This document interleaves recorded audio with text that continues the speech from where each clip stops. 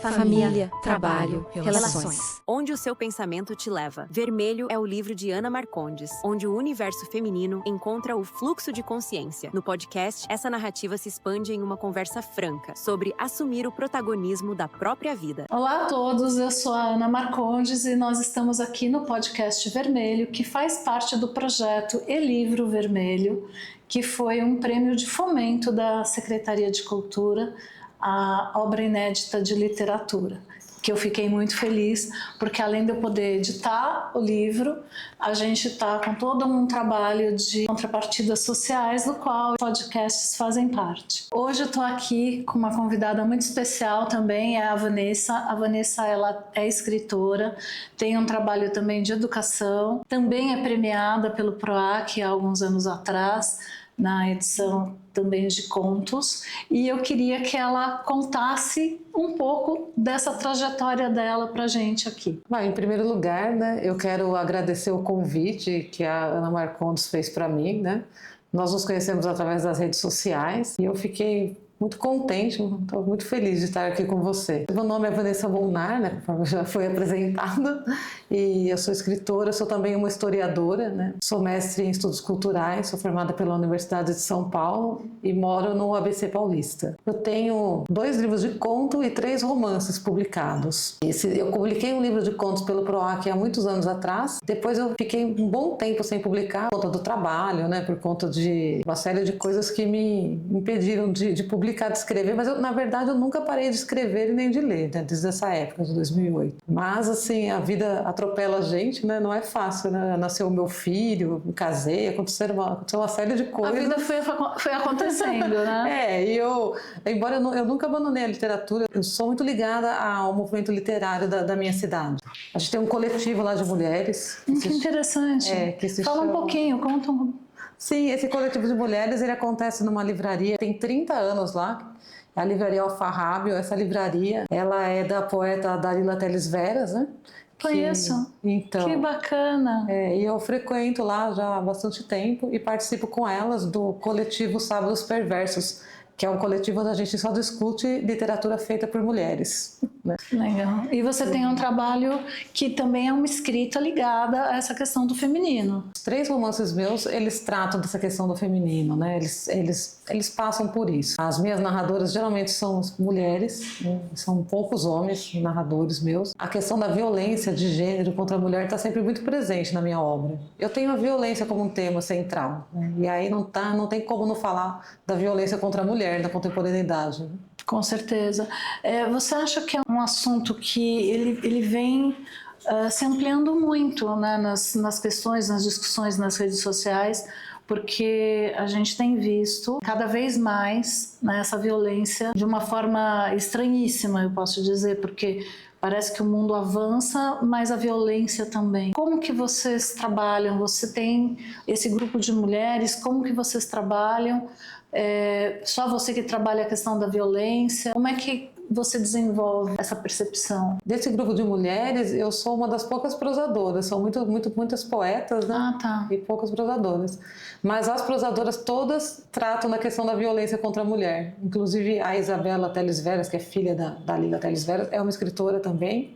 E ela tem um livro que retrata só essa questão da violência contra a mulher, de contos, que ela publicou pela própria Farrábio, que é também uma editora, né? Sim. A gente tem sentido esse acirramento, sim, eu nem sei dizer se seria do machismo na contemporaneidade, né? A gente vê isso nos crimes, né, de feminicídio que têm sido cometidos, né? E no aumento desses crimes, o que é bastante alarmante, né? Eu acho que a literatura, ela reflete isso e ela também serve para ajudar a gente, né, nós mulheres, a nos posicionarmos contra isso, né?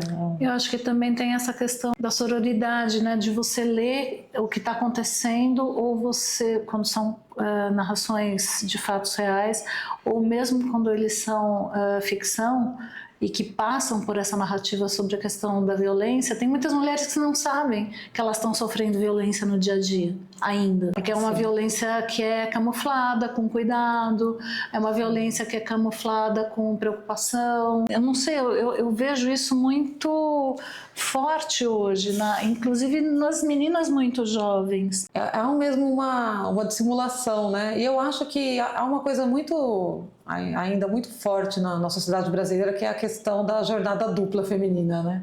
Isso é uma coisa que atrapalha demais, né, a vida profissional da mulher e atrapalha a gente também para escrever, né, para fazer nossos projetos, porque ainda hoje, né, a maioria do trabalho doméstico ele fica a cargo da mulher e as mulheres acham que é naturalizado, né? É naturalizado, não é que é normal, mas é naturalizado. E por ser naturalizado, é uma coisa que não se tem força para lutar contra. Sim, mas é um absurdo, né? É um absurdo. As meninas fizeram um projeto, umas amigas minhas, onde ficaram escutando narrativas de várias escritoras da região do ABC independente. E é muito comum, todas elas reclamam dessa jornada dupla, do quanto que é difícil escrever sendo mulher, porque você tem que conciliar filho, trabalho, né? Diferente do homem, né? Que geralmente fica muito mais livre, né? Para criar, né? E tem muito mais tempo livre, né? Eu acredito muito que a gente é um ser, né? A mulher é um ser completo, complexo, e que ela tem que encontrar esse espaço masculino dentro dela também.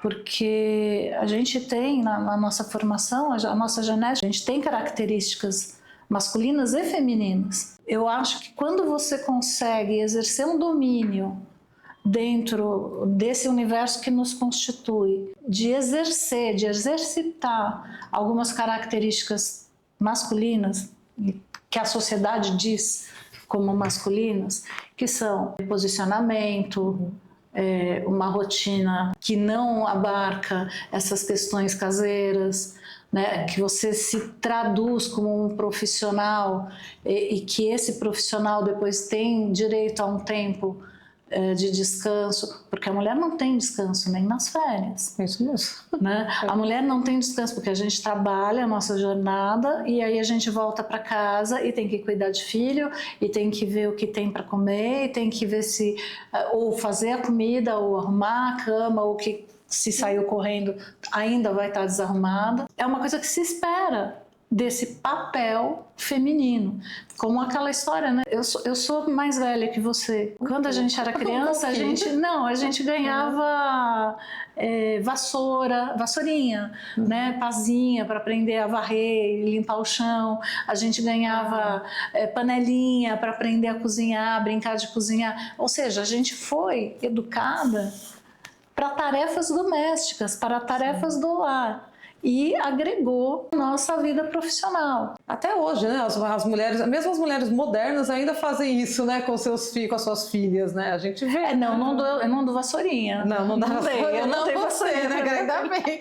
Mas tem quem dê, né? Você dá boneca para criança desde pequena, põe para ela ficar trocando a boneca, né? E quando a menina não gosta de boneca, você, né, briga com ela, né? Não, você tem que brincar de mamãezinha. Olha o seu filhinho. Mas é isso.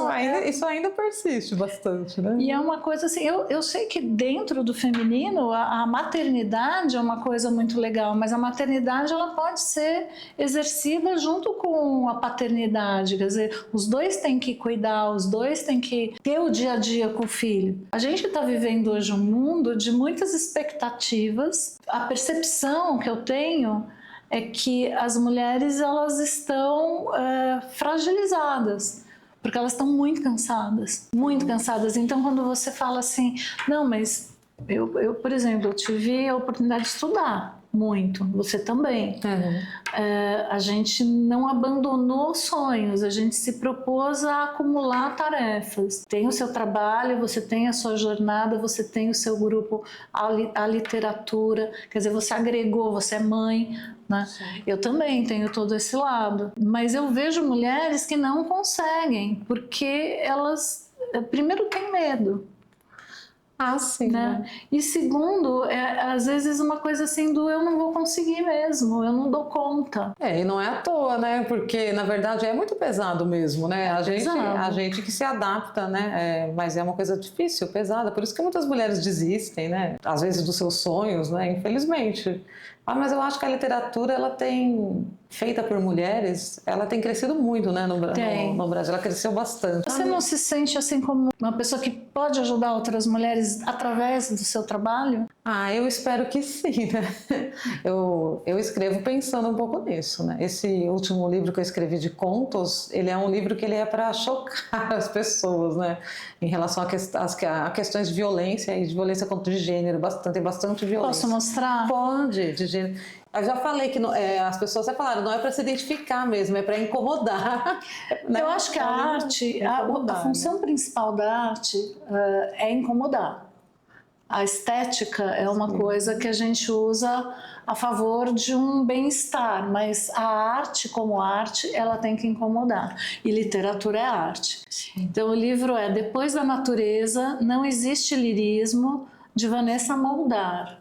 É um livro que, inclusive, é bem interessante, as cores da capa e a proposta da ilustração aqui, de quem que é? Essa ilustração, ela é do editor mesmo, que é o Marcelo Torres, que é o dono dessa editora Chloe. Essa editora é uma editora pequena, ela é de dois amigos meus, que é o Carlos André e o Marcelo Torres, que são do Diadema. É uma editora nova. E foi ele que fez a capa. Essa capa, na verdade, ela é feita assim, com esses elementos meio místicos, porque esse livro ele é um livro distópico, sabe? Ele passa num lugar assim... a gente vai fazer uma relação com o nosso tempo, com a questão pandêmica, né? Com tudo isso, mas ele se passa como se fosse num futuro onde o mundo praticamente acabou, né? Acabou e está recomeçando. Então ele traz uma série de elementos, assim. Ele tentou trazer isso para a capa. A gente, quando é escritor, realmente quer publicar... A gente encontra diversas barreiras, né? Barreira de mercado, mas eu acho que está crescendo muito. Eu acho que o terceiro setor ajudou muito os escritores também, por conta dessa troca, né, entre artistas, empresas, pequenos escritores, e pequenas gráficas, novas editoras, né? Então eu acho que a gente criou um mercado paralelo, né, ao grande mercado de escritores que está trazendo muita gente boa, inclusive. Com certeza, né? Hoje você publicar um livro independente é uma coisa muito mais fácil do que era antigamente. Sim. Você também pode fazer livros por demanda, né? Coisa que antigamente não era possível, e aí tornava inviável mesmo a existência de pequenas editoras, porque você tinha que imprimir um número muito grande de livros, né? E eles ficavam muitas vezes encalhados. Agora não, agora você faz uma venda por demanda, né? E isso facilita demais. E eu conheci o teu trabalho, na verdade, no teu Instagram, né? A gente acabou se conhecendo por termos um trabalho literário no Instagram, que o Instagram eu acho que também é uma grande janela para os escritores independentes, para os escritores novos que estão começando e para quem tem o que contar, o que narrar. Eu acho que as redes sociais, os meios de comunicação também, né, que se ampliaram nos últimos tempos, né, de uma maneira bem rápida, se a gente for pensar, né, porque de uma maneira extremamente rápida. Eles ajudaram demais os pequenos escritores, né? A gente consegue construir esses elos, conhecer pessoas do Brasil inteiro. Sim. Pelo menos eu gosto muito da rede social. Conheci pessoas excelentes na rede social, escritoras, pessoas ligadas a movimentos, sabe, de mulheres, pessoas de todo o Brasil, de Pernambuco, do Rio de Janeiro, né? Eu aproveito muito. Eu acho também que nós que somos escritores pequenos, né? Não somos famosos, a gente faz a nossa própria divulgação, né? E esse é um meio é um meio fácil, que facilita isso, né? Com certeza, e mesmo de aproximação, porque, por exemplo, você começa a identificar nas pessoas da rede pessoas que pensam como você, ou que caminham dentro da literatura ou da poesia, e que estão buscando e falando de coisas que você se sente próxima, ou que você se identifica. Então tem muita gente que segue você, por exemplo, que eu vejo que, porque né, eu fiz vários, aliás, eu gosto muito de fazer pesquisa à noite, né, de quem escreve, do que está escrevendo. Então, às vezes, eu tenho dificuldade para dormir cedo, então eu fico, às vezes, até 2 da manhã ali, olhando, né, os escritos dos outros, quem está escrevendo o quê, de onde que é. E eu vejo, nossa, tem muita gente que me segue que não é escritor, tem muita gente que te segue que não é escritor, tem escritores fantásticos, né, que a gente está interligada. Isso vai criando uma sensação de que você está sendo ouvido e que aquilo que você fala tem sentido. Porque isso é muito importante, né? Pelo menos para mim, eu ver que as coisas... não é um lugar de ego ou de identidade, mas é um lugar de você reconhecer que tem um grupo de pessoas que está buscando coisas parecidas, e isso é muito gratificante. Com certeza, né? Eu acho que não é a identidade, mas é a identificação, não é? Porque a internet é um lugar muito dessa coisa do individualismo. Sim, mas ao mesmo tempo tem essa questão da identificação e do trabalho que pode ser um trabalho em conjunto. Na verdade, a internet teia, né? Você vai encontrando as pessoas, né, de acordo com seus interesses, né? É claro, infelizmente também é um lugar de muito fake news, de muita política, né? Muita divergência política, né? Eu acho que depende de ser uma voz, né? E não deixa de ser um lugar que como é que eu vou dizer, é democrático. Sim. E você escolhe aquilo que você quer seguir. A internet é muito boa, ela ajuda a gente constrói grupos, né, pela internet de acordo com nossos interesses, né? Mas eu acho que as pessoas elas estão também ainda aprendendo a lidar um pouco com as redes sociais, né? Porque, é o que eu disse, né, é uma mudança muito rápida, né, na nossa sociedade. Não sei se é porque eu sou historiadora, né, mas para mim parece que foi ontem. Que foi ontem, né, essa mudança. Porque eu me lembro que, sei lá, o filho nasceu em 2010, né? E quando ele nasceu em 2010 ainda tinha Orkut, não tinha a movimentação que tem hoje, todas essas redes, né, que são diferentes. Era uma coisa muito mais restrita, né? E isso foi se ampliando de uma maneira assim, rápida. Eu lembro da primeira vez que eu tive contato mesmo com o computador com imagem. Foi em 1987, 86, que foi uma exposição de arte multimeios. Eu era monitora, eu estava ainda estudante de artes na faculdade, e eu fiquei assim maravilhada com o que eu estava vendo e com o que eu entendi que poderia vir. Foi a época que estava surgindo holografia, arte xerox e videoarte, e estava entrando o computador. Quando surgiu a internet, que as pessoas ainda não entendiam o que ia ser a internet, e como muitas pessoas eram contra essa rede que estava sendo proposta, que podia tirar seus dados, que podia invadir a sua privacidade. Engraçado, né? Um pouco parecido com o que acontece hoje com a inteligência artificial, é a mesma coisa. Então eu ia chegar nisso, porque assim, a cada mudança, né, que você vai e que a gente vai acompanhando, você fala assim, cara, todo mundo a gente é uma raça medrosa, né, por natureza. Eu lembro muito da história do Platão na caverna das sombras, que fala sobre as sombras na caverna e que os homens tinham medo dos seres, então eles não saíam da caverna por medo. E na verdade um deles teve coragem de olhar e viu que eram só as sombras projetadas deles em volta da fogueira, nas paredes da caverna. E ele tentou alertar e as pessoas não acreditaram, né? Então, assim, penso muito nisso também sobre o que a gente estava falando sobre essa questão do feminino das mulheres, porque muitas vezes a gente escreve, como a gente estava falando, né, o incômodo, eu acho que às vezes ele é necessário. E ele pode ser um pulo, um salto para uma descoberta de uma possível liberdade. Eu acho que às vezes tem algumas pessoas que têm que se protagonizar para poder levar outras juntos, para que as outras tenham coragem de assumir que estão num lugar que não deveriam estar. Assim, a mulher, né, ela com certeza ela protela muito mais do que o homem, né, para publicar e para se autovalidar, né? Autovalidar ela não, é verdade. Muitas vezes a mulher ela tende a não considerar aquilo que ela faz, ela ser muito exigente, né? No Brasil, você ser escritor já é uma coisa complicada, né? Você se dizer escritor, porque não é uma profissão, não é algo, né, que tem... Não é algo que vai sustentar a sua casa. Justamente. Aí você fala, você está fazendo isso por quê, né? E não é algo reconhecido, né? É algo reconhecido assim, um ou outro, né, que é eleito pela mídia, pela grande mídia, né? Que é o marketing escritor. Que faz, né? Com um marketing enorme, não sem entrar em nenhum mérito de qualidade, né? Mas não é algo comum. E imagina uma mulher, então você é uma menina chegar e falar que quer ser escritora, né? Imediatamente vão falar para ela que não é para ela fazer isso. Falar, você vai viver do quê, né? Então tem muito essa é uma questão que é colocada, né? Escrever é uma necessidade, né? Das pessoas, uma necessidade das mulheres, né? De todo mundo, eu acredito. Não todo mundo escrever, mas todo mundo tem que ler, né?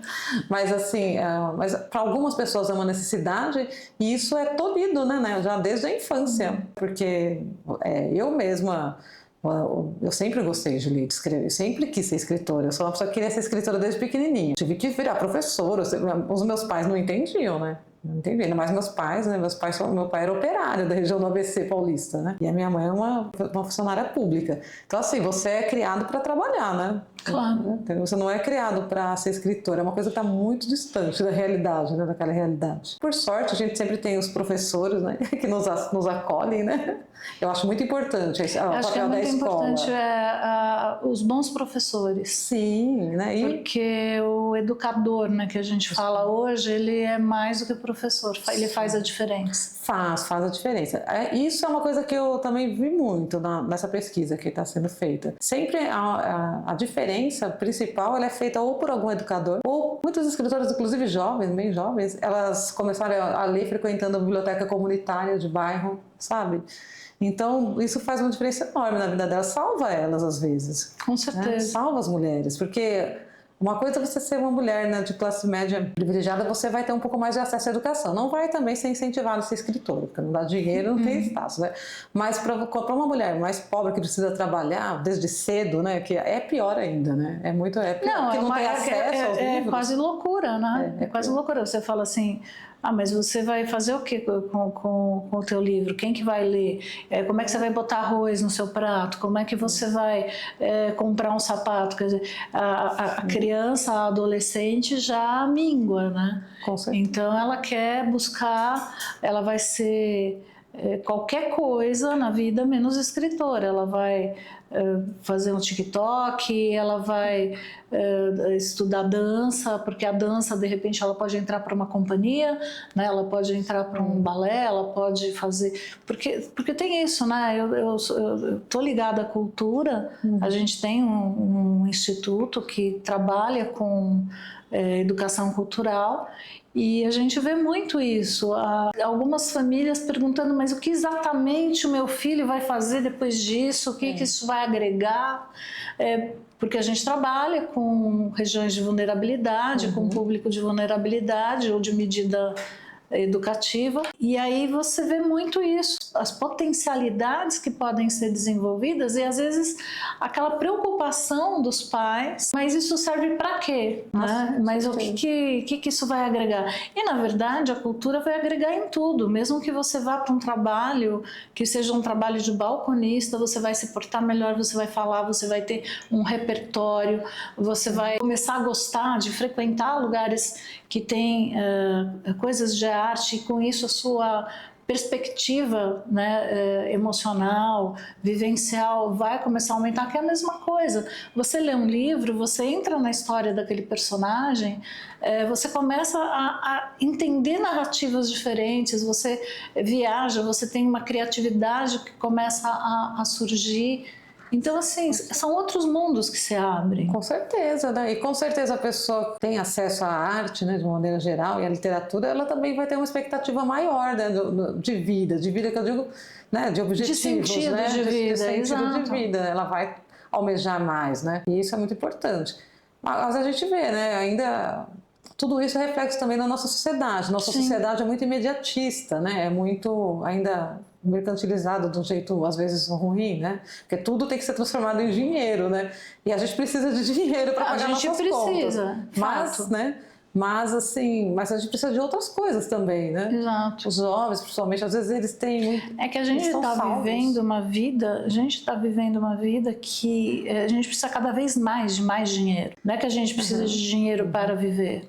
Então, Mas talvez a gente não precise de tanto assim, né? Exato. Talvez a gente não precise comprar tudo, né? Exato. Não é verdade? Mas a gente está vivendo dentro de uma bolha de marketing ou de política, não sei, em que você, além de ser só um número, você é uma roda dentro dessa economia que não pode cair. Então você tem que consumir. Porque dentro dessa roda, para ter emprego, tem que ter quem consuma aquilo que o emprego está produzindo. O pensamento da modernidade, né, da nossa era é mais consumo. Mais gente, mais consumo. Mas haja planeta, né? Mas a gente, com certeza, mas a gente está preso, na verdade. Porque, como diz o Krenak, se a gente manter esse padrão de consumo elevado para todo mundo, o planeta não vai dar conta, né? Não vai. Disso tudo. Então a gente tem que pensar o quê, né? Em formas de minimizar essa desigualdade social que a gente tem, né? Para que a gente possa produzir consumir menos, mas de uma forma mais sustentável. Agora, uma questão que eu acho do livro, que também é muito interessante, eu que tenho filho adolescente, né, e também trabalho com adolescentes, o livro ele tira os jovens dessa questão da rede social. Verdade. Ele tira os jovens da rede social e dessa engrenagem de marketing, né? Então, quando você pega convence um jovem a ler, quando ele gosta de ler, ele sai desse mundo, né?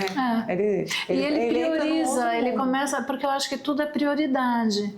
Né? Quando você está dentro de um local que tem uma família, ou que tem um professor, ou que tem um acompanhamento de educação, em que você incentiva aquela criança, aquele jovem, que a leitura é uma coisa positiva, que é bacana, que não é perda de tempo, que você mostra as possibilidades do ler, e essa criança, esse adolescente é inserida nessa vontade, nesse desejo de ler, muda completamente a perspectiva do adulto que ele vai ser.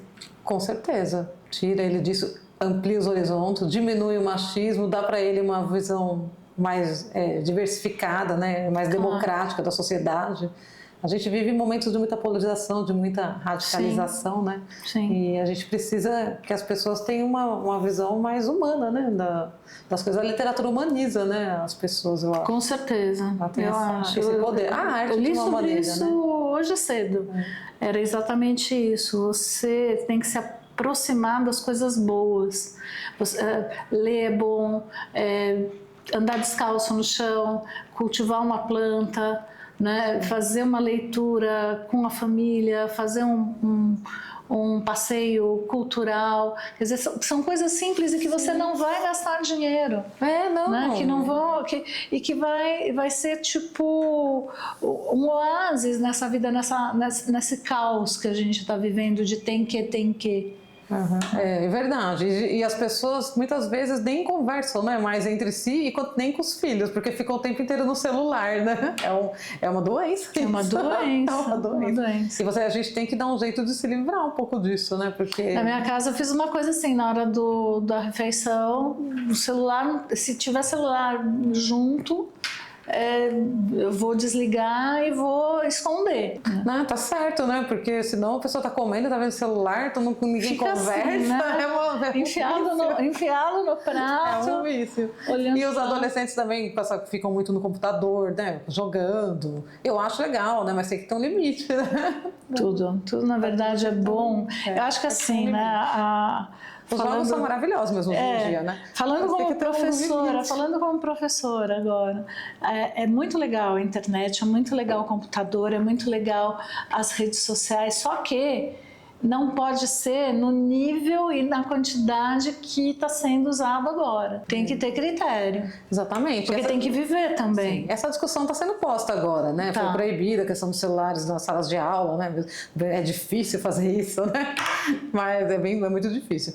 Mas é uma discussão mais ou menos posta também, porque também eles colocam como uma lei e muita gente ainda questiona, não entende, né, o motivo. Então, acho que tem que ter uma discussão um pouco mais aprofundada sobre isso. Não, né? Eu não sei, eu gosto de uma postura de restringir, eu acho que proibir, eu sou contra proibições, mas eu acho que restrição. Sim. Restrição no sentido de que você tem que ter livros na escola, você tem que prestar atenção no que o professor está falando e não tem que ficar com o celular ligado o tempo inteiro. Então restringe, pode estar com o celular, usar na hora do intervalo, mas em sala de aula é celular desligado. Com certeza. Não por proibição, mas por regra. Eu sou de uma época que eu aprendi a diferença. Meu pai trouxe muito essa questão para dentro de casa. ele nunca proibiu a gente de fazer nada, mas ele sempre colocou regras da casa, regras de conduta e como é o bom aqui dentro. Né? Então, assim, é assim que funciona aqui. E é isso. E aí você tá ali e você tem que seguir as regras. Sim. O problema é que às vezes nem os adultos seguem as regras em relação à questão da internet. Aí como que eles vão falar para os filhos? Não, mas aí a gente tem romances distópicos, a gente tem famílias disfuncionais, a gente tem um social aí que está em ebulição. Claro, é bem complexo, a sociedade é muito complexa. Mas o livro tem essa característica, né, de tirar as pessoas um pouco disso, né? Tem, isso é legal. O seu livro é distópico, esse meu Vermelho também é distópico. Ele conta a história de mulheres, é uma ficção, em que as personagens elas têm um percurso pela cidade de São Paulo de cotidiano. Então, assim, na verdade, é um livro que conta a rotina de 6 mulheres e dentro dessa rotina você vai vendo as camadas que existem, né, do feminino, das discussões, dos relacionamentos, dos posicionamentos profissionais, enfim. E aí ele vai se desenvolvendo como se fosse uma peça de teatro em 3 atos. E o final é um final que faz você questionar tudo que você leu anteriormente.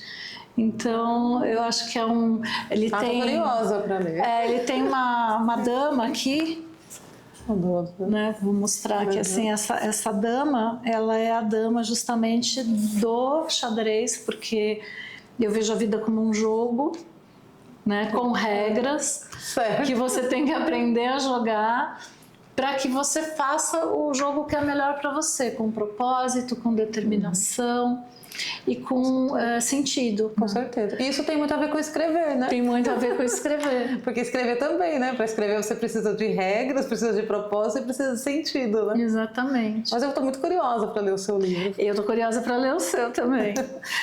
Eu queria trocar com você. A gente, depois que encerrar o podcast, eu quero fazer uma dedicatória caprichada.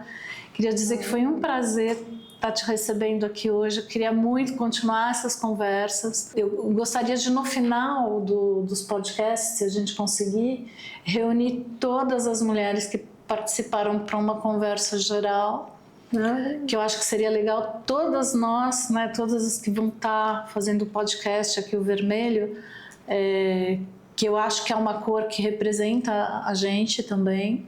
Com certeza. Eu acho que as mulheres, todas elas que foram convidadas, elas têm muita coisa para falar e elas têm que ser seguidas. A Vanessa Molnar, ela tá no Instagram, sigam o Instagram dela, que é bem interessante, e procurem o trabalho dela também. Eu posso falar dos romances, claro, rapidinho? Pode. Porque eu não falei no começo. Pode. Né? Então, eu queria dizer que eu tenho 3 romances publicados. Um deles foi vencedor do prêmio CEP em 2020, na categoria romance. Ele se chama A Importância dos Telhados. Que legal. Aí depois disso eu fiz Lindo nome. Depois eu fiz mais 2 romances que juntos os 3 formam uma trilogia. Que o segundo se chama A Rota dos Ratos e o terceiro As Formas Violentas do Amor. Uau! Esses 3 livros eles formam uma trilogia e dialogam com a questão da ditadura militar e com a contemporaneidade, né? Eles partem do agora, né? Mas vão para o passado e retornam, né? Que legal. Porque eu fiz um entrecruzamento entre a minha formação de historiadora e a questão da escrita. São narradoras mulheres também, todas essas questões estão postas também nos 3 livros. E aí eu queria fazer só essa divulgação. Um é pela CEP, né? E os outros 2 são pela editora Patuá, né? Que legal, Eduardo. Conheço ele também. Que legal. Então, o Eduardo a gente também se conhece mundo pequeno, né? Esse mundo da literatura é pequeno. É verdade. Mas eu queria te agradecer. Vamos continuar essa conversa. Vamos ver se a gente consegue fazer essa reunião de todas as mulheres também, que eu acho que vai dar um bate-papo super gostoso. E eu queria te agradecer seu tempo, a ter atendido ao convite. Foi um prazer mesmo conhecer você, falar um pouco do seu trabalho. E Enfim. Eu que agradeço, espero que nosso encontro aqui dê frutos, né? Que a gente fortaleça a nossa amizade, né? Com certeza. Que a gente possa fazer coisas juntas. Vamos sim. Vai ser interessante. Obrigada mesmo. Obrigada, gente. Eu queria agradecer a presença de todos, falar que foi uma entrevista muito boa aqui com a Vanessa e que a gente espera vocês para o próximo podcast Vermelho a partir da semana que vem. Muito obrigada. Este podcast integra o projeto do Livro Vermelho, contemplado pelo edital CULT SP 28/2024, Prêmio de Realização e Publicação de Obra Literária Inédita, Prêmio de Fomento do PROAQUI SP, uma realização da CULT SP, da Secretaria de Cultura, Economia e Indústria Criativas do Estado de São Paulo, do Sistema Nacional de Cultura, da Política Nacional Aldir Blanc de Fomento à Cultura e do Ministério da Cultura, Governo do Brasil.